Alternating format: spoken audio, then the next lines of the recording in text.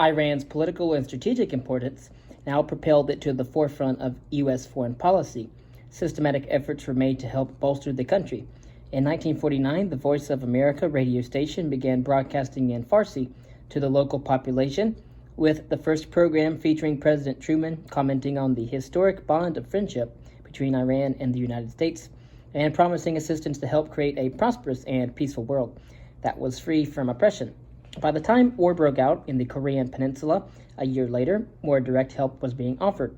As a State Department briefing put it, while the declining economy had not yet reached catastrophic conditions, if strong support was not now given, there was a risk of the complete disintegration of the country and its absorption immediately or eventually into the Soviet bloc. Truman himself needed no convincing. If we stand by, he observed, the Soviets will move into Iran and they will take over the whole Middle East. Radio broadcasts became increasingly pointed as Iranians were told that free nations must stand together, that U.S. security is bound up with the security of other nations, and that the strength of the free world was continuing to grow. This went hand in hand with reports which emphasized the threat posed by the Soviet Union to world peace, which stated that the aim of communist leaders is the universal suppression of human freedom, and of course went so far as to claim that Soviet teachers make their homes in broken-down freight cars, which had been condemned as unfit to transport cattle, and lacked heat, basic sanitary facilities, and clean water. Financial aid began to pour into the country, rising nearly 5 times over the course of 3 years from $11.8 million USD in 1950 to $52.5 million USD in 1953. The aim was to encourage economic development in Iran, to stabilize its political culture, and to lay the basis for reform, but also to provide military and technical assistance for its self-defense. These were the first stages in the building of an American client state in the Middle East. The motivation for doing so was based in part on the realization that Britain was no longer able to prop up regimes in the way that it had done in the past, and in part on a frank renegotiation that Soviet expansionism required a response. Nevertheless, this was not the only reason for the close attention paid to Iran. In 1943, for example, during the major conference held by Allied leaders in Tehran, neither Winston Churchill nor President Roosevelt had bothered even to meet with the Shah, but simply both thought it would have been a waste of time to do so. Likewise, the following year, Saudi Arabia was dismissed by the U.S. as a country of limited consequence, whose request for economic help would be easily swatted away by President Roosevelt as being a little far afield for us. Roosevelt added that it would be better for Saudi concerns and requests to be directed to Britain than to the U.S. By the time the war ended, things were very different, however, with Saudi Arabia alone being considered to be more important to American diplomacy than almost any other small nation. The reason for this was black gold. During the war, the gritty oilman named Everett Lee de Goyler, who had made his money in the American petroleum industry after studying geology in Oklahoma, visited the Middle East to assess the region's existing oil fields and to advise on the long-term potential and significance of the resources of the region in its own right and in relation to those of the Gulf of Mexico, Venezuela, and the United States itself. His report, even though laced with conservative estimates and caveats, was astounding. The center of gravity of world oil production is shifting from the Gulf Caribbean area to the Middle East, to the Persian Gulf area, and is likely to continue to shift until it is firmly established in the area. One of those who traveled with him put it more bluntly when reporting back to the State Department. The oil in this region is the greatest single prize in all of history. This was not lost on the British, who reacted jealously to the proposition and prospect of the United States paying greater attention to the region as a whole. The Americans should be told to stay out of the Middle East and stay away from the strong position Britain had built, Churchill was told by a leading industrialist. Oil is the single greatest post-war asset remaining to us. We should refuse to divide our last asset with the Americans. This was articulated forcibly by Lord Halifax, the British ambassador to Washington, who took umbrage at the way officials at the State Department had tried to deflect him.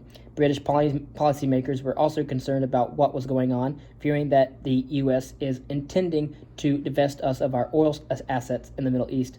The Prime Minister himself got directly involved, sending a telegram to President Roosevelt stating, "I have been watching with some misgivings how the negotiations had been going on, and you may be sure that I should only wish to arrive at what is fair and just between our two countries." This meant reaching agreement over how to divide this crucial part of the world between Britain and the United States. A meeting between Halifax and President Roosevelt resolved the problem. As far as the U.S. was concerned, the oil in Persia was British, and we both had a share in Iraq and Kuwait, and Bahrain and Saudi Arabia were American. It was like the agreements reached by Spain and Portugal in the late 15th and early 16th century, or the discussions between the Allied leaders immediately after the Second World War that divided the world neatly in two. The Americans and the British set about dealing with this division in very different ways. From the U.S. perspective, the key issue was that the price of oil had doubled between 1945 and 1948, while the number of cars in the United States alone went up by more than 50%, and the value of motor vehicle factory sales rose by 7 times. In response, initially, the U.S. took an approach to the situation that was reasoned to the point of enlightened. It was inevitable that countries that found themselves blessed with the natural resources and being courted from all sides would seek to maximize their own positions. As such, it was sensible to renegotiate the terms of oil concessions, and to do so gracefully rather than under duress. There were already rumblings and threats of nationalization, which reflected the New World Order. For one thing, new deals that were being made with oil-rich countries were increasingly generous and competitive, such as that struck with J. Paul Getty for a concession in the neutral zone between Saudi Arabia and Kuwait, which paid almost double the royalties per barrel compared to what was being paid in other parts of the Middle East, and which created rivalry and antagonism in countries that had locked in to agreements at an earlier stage.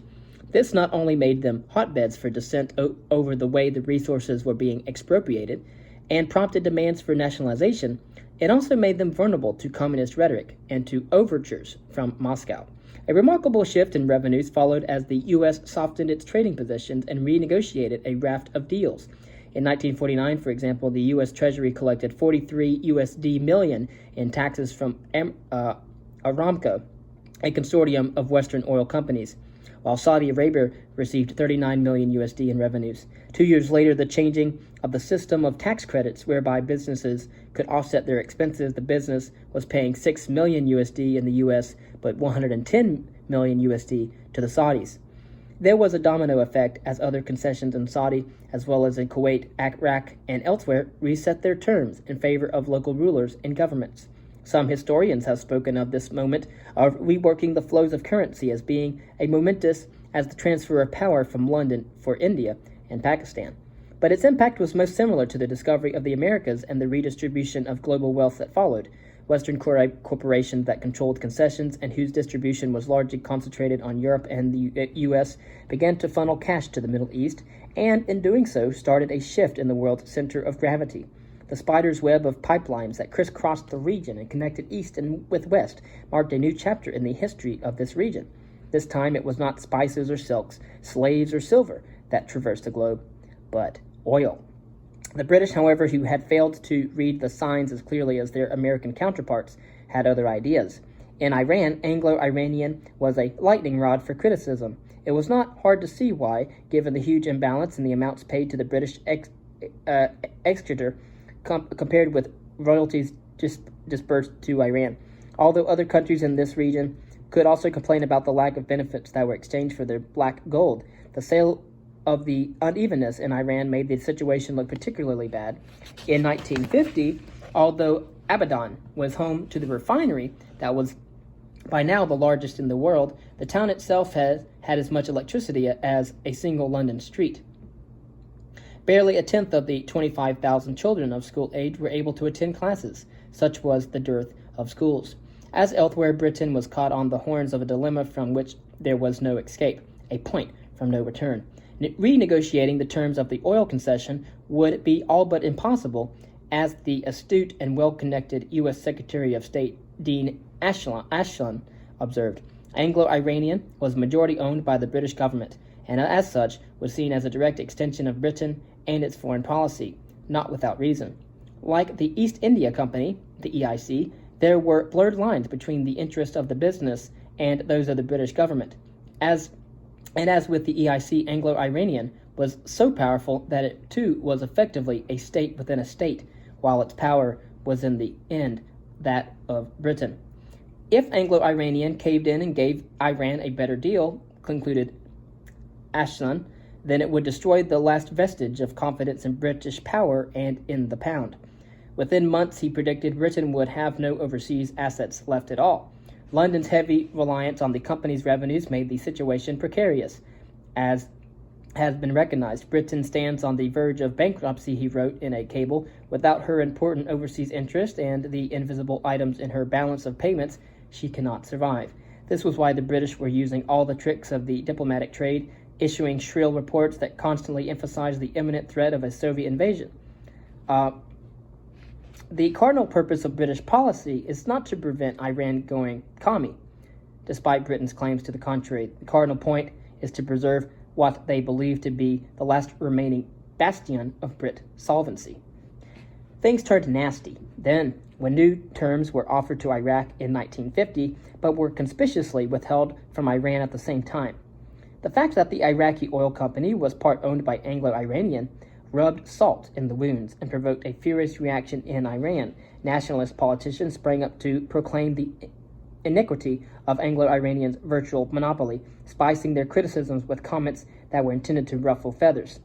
All corruption in Iran was the direct result of Anglo-Iranian, stated a member of the Majlis. If nothing was done, it would soon come about that women's chadors would be ripped off from their heads, claimed one demagogue.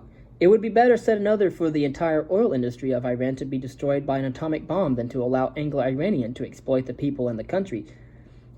Mossadegh put it bluntly. If he became prime minister, he purportedly said, it would have no intention of coming to terms with the British. Instead, he went on, he would seal the oil wells with mud. Anti-British rhetoric had been bubbling for a generation. Now it entered mainstream consciousness. Britain was the architect of all Iran's problems and could not be trusted. It considered only its own interest and was imperialist in the worst sense of the word. The liaison of Iranian identity with anti-Western sentiment took root, and then there were to be profound long-term implications issuing from this. Mossadegh seized the moment with both hands. Enough was enough, he declared. The time had come to ensure the prosperity of the Iranian nation and to secure world peace. The radical proposal was put forward at the end of 1950 that proceeds should not be shared with Anglo-Iranian or with anyone else, but rather that the oil industry of Iran be declared as nationalized throughout all regions of the country, without exception. Kashani, a popularist cleric who had only recently returned from exile and was already a well-known and vocal critic of the West, gave his wholehearted support to this call to action, urging his supporters to use every method they could, possibly, to deliver change. Within days, the Prime Minister Ali Razmara was assassinated. Shortly afterwards, so too was the Minister of Education. Iran flirted with anarchy at this time. Britain's worst fears were realized when Mossadegh himself was chosen as the new Prime Minister by the Majlis in the spring of 1951. He at one point passed a law nationalizing Anglo-Iranian with immediate effect.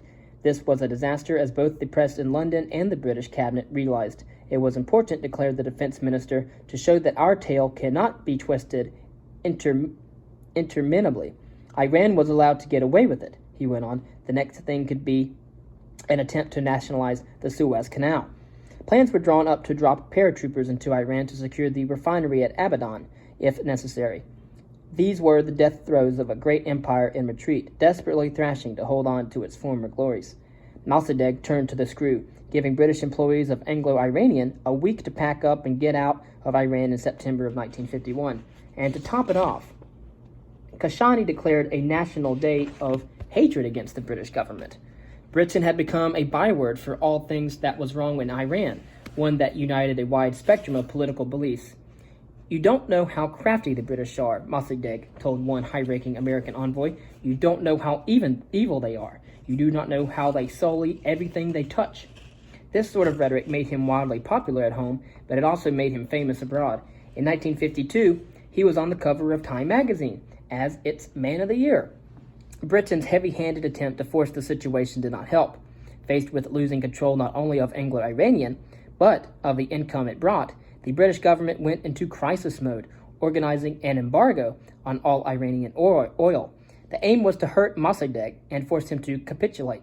Starving Iran of funds would soon have the desired effect, appended Sir William Fraser, the British ambassador in Tehran. "When the Iranians need money, they will come crawling to us on their bellies." Comments like these that appeared in the mainstream press were hardly likely to help Britain's cause in the court of public opinion. Instead, they simply strengthened resolve in Iran to the point that by the end of 1952, the British were no longer so confident that the tactic of using sanctions would pay off. An approach was therefore made to the recently established Central Intelligence Agency, or the CIA, to support a plan of joint political action to remove Iran's Prime Minister, Mossadegh, in other words, to stage a coup. Not for the last time, however, regime change in this part of the world seemed the answer to the problem. Officials in the United States responded favorably to British overtures. Operatives in the field in the Middle East had already been given free rein to explore creative solutions to problems with local rulers who were either not well enough disposed to the U.S. or seemed eager to flirt with the Soviet Union. A group of young gun-ho agents from privileged East Coast backgrounds had already been involved in a push that saw the overthrow of the leadership in Syria in 1949 and in the removal of the corpulent, corrupt, and unreliable king of Egypt, Farouk, in an operation unofficially known as Project FF, or Project Fatfucker, 3 years later. The zeal of men like Miles Copeland and two of the grandsons of President Theodore Roosevelt, Archie and Kermit, also known as Kim, were reminiscent of that of the British agents in Central Asia a century earlier who felt that they could shape the world, or even that of more modern counterparts who felt that passing secrets to Soviet Union would likewise have positive effects. After the fall of the government in Syria, for example, the young Americans went off to tour crusader castles and off-the-beaten-path places, admiring the architecture and atmosphere of Aleppo on the way. Decisions were made on the hoof. "What's the difference?" Copeland asked the door polymath Archie Roosevelt, "between my fabricating reports and your letting your agents do it. At least mine makes sense." The way these men in the field played hard and fast was picked up on in the United States, with one senior intelligence officer admonishing them by saying that irresponsible freewheeling will not be tolerated in the future. Nevertheless, when it came to the question of Iran, their opinions were in high demand. Things began to move after a routine meeting in Washington at the end of 1952, when British officials, airing their anxieties about the economic impact of nationalization, struck a chord with American concerns about the possible future path of Iran. The CIA, the Central Intelligence Agency stationed in Tehran, was anxious about Mossadegh and advised Washington separately that the U.S. should prefer a successor government in Iran. Planners quickly concluded that the Shah had to be brought into the plot to provide unity and calm so that the removal of the prime minister could be made to appear legal, or at least quasi-legal. Persuading the Shah was easier said than done, however. A nervous and vain man, he panicked when first told of the plan, codenamed Operation Ajax. The involvement of the British in particular worried him, according to one of the American architects of the plan, who noted that he had a pathological fear of the hidden hand of the British and feared that the operation was a trap. He required cajoling, bullying, and warning. Keywords were dropped into the BBC broadcast from London to reassure him that the operation had been sanctioned at the very highest level, a radio speech in which President Eisenhower explicitly promised U.S. support for Iran also helped convince him. Meanwhile, he was told in person that if he did not lend his support, Iran would become communist, a second Korea, as Kim Roosevelt put it. In order to ensure that public opinion be fanned to fever pitch as a prelude to removing Mossadegh, funds were sent from Washington to cultivate key individuals and turn them against the prime minister. Roosevelt cultivated leading members of the Majlis, almost certainly by bribing them. The aim, he wrote euphemistically, was to persuade them to withdraw their support of Mossadegh. Money was spent liberally elsewhere. According to one eyewitness, the flood of American currency into Tehran was so great that the value of the dollar relative to the rial fell by nearly 40% during the summer of 1953. Some of these funds were spent paying for crowds to march on the streets of the capital, organized by the CIA's two main local operatives. There were other notable recipients as well, above all, mullahs like Kashani, whose interests were judged to be mutually compatible with the aims of the plotters. Muslim scholars had concluded that the precepts and anti-religiosity of communism made the doctrine anathema to the teaching of Islam. As such, there was an obvious overlap for the CIA to strike deals with clerics who were emphatically warned of the dangers of a communist Iran. After British and American planners had converged on Beirut in June of 1953, a plan was devised that was approved personally by Winston Churchill, the British Prime Minister, at the start of July, and then by President Eisenhower a few days later. Ideas were then refined by intelligence agents for the best way of communicating to what they referred to as rather long-winded and often illogical Persians. That regime change was wanted by the West and should take place smoothly and without mishap. In the event, things were spectacularly wrong. Covers were blown and timings went awry as the situation descended into chaos. Spooked, the Shah flew out of the country without finding time to put on his socks. When he stopped in Baghdad on his way to Rome, he met with the United States ambassador to Iraq, who took the opportunity to make a proposal. I suggested for his prestige in Iran that he never indicate that any foreigner had a part in recent events. This had nothing to do with the Shah's prestige and everything to do with keeping opinions and options open, and above all preserving the U.S.'s clean reputation. The Shah, worn out from 3 sleepless nights and puzzled by the turn of events, could hardly think straight. Nevertheless, reported the relieved ambassador back to Washington, he agreed. As the Shah made his way to exile in Italy, Iranian radio broadcasts disseminated vicious reports, while the press denounced him as a whore, a looter, and a thief. The trauma was not lost on his young wife, Soraya. Many whispered she was younger than the reputed 19 when she was married. She recalled strolling down the Via Veneto in a red and white polka dot dress, discussing the spiteful policies of Tehran and listening to her husband mournfully contemplate buying a small plot of land to start a new life, perhaps in the United States. Mistakes and misadventures worthy of a theatrical farce followed the Shah's flight. Rumors abounded in the streets that Mossadegh was seeking to claim the throne for himself, and the tide turned. And then, in a matter of days and against all the odds, the Shah was on his way home, stopping in Baghdad briefly to put on the uniform of the Commander-in-Chief of the Air Force. Returning in splendor and glory, he presented himself not as a coward who had fled in fear, but as a hero coming back to take control of the situation. Mossadegh was arrested, tried, and sentenced to solitary confinement.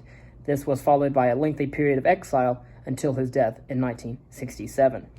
Mossadegh paid a heavy price for articulating a vision for the Middle East in which the influence of the West was not just watered down, but removed altogether. His misgivings about Anglo-Iranian had developed into a view of the West as a whole that was both negative and damaging.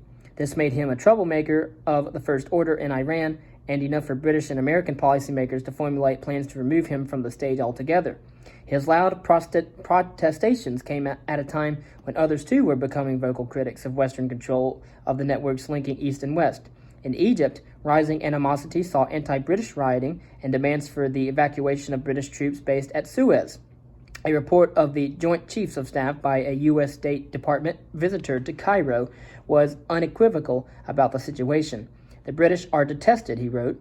"The hatred against them is general and intense. It is shared by everyone in the country. An urgent solution was then needed." Times were changing, and in this case, Mossadegh was the most articulate of those setting out the vision of a new era, one that involved the recoil of the West from the center of Asia. All of the precise circumstances of his demise were kept hidden for decades by the intelligence agencies, who stayed alert to the damaging consequences declassification of material would bring. Few had any illusions that the removal of Mossadegh had been orchestrated by Western powers for their own ends. As such, Mossadegh was the spiritual father of a great many heirs across this region.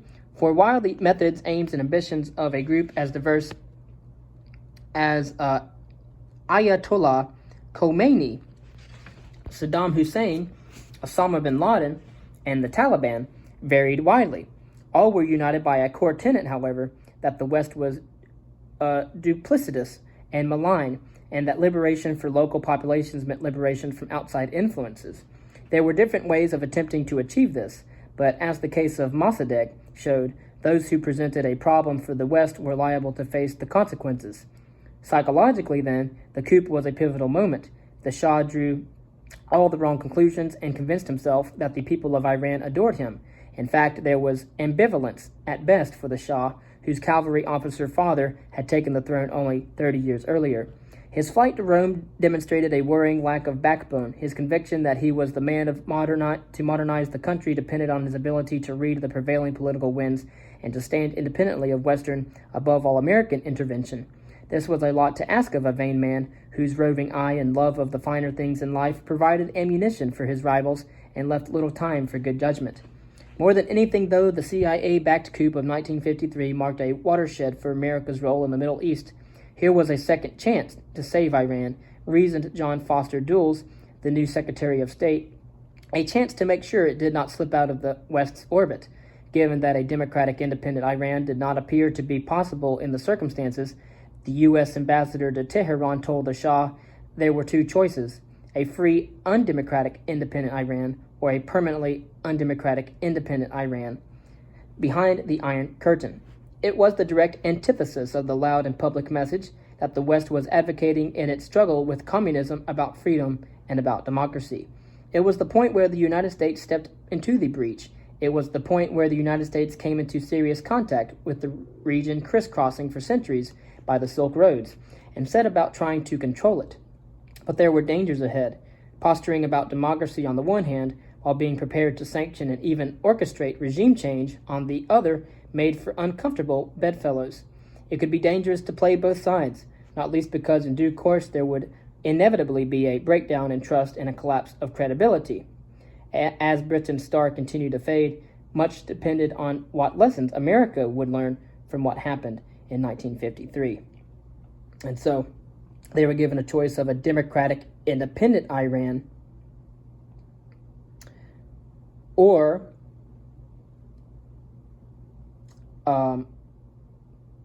a free, undemocratic, independent Iran.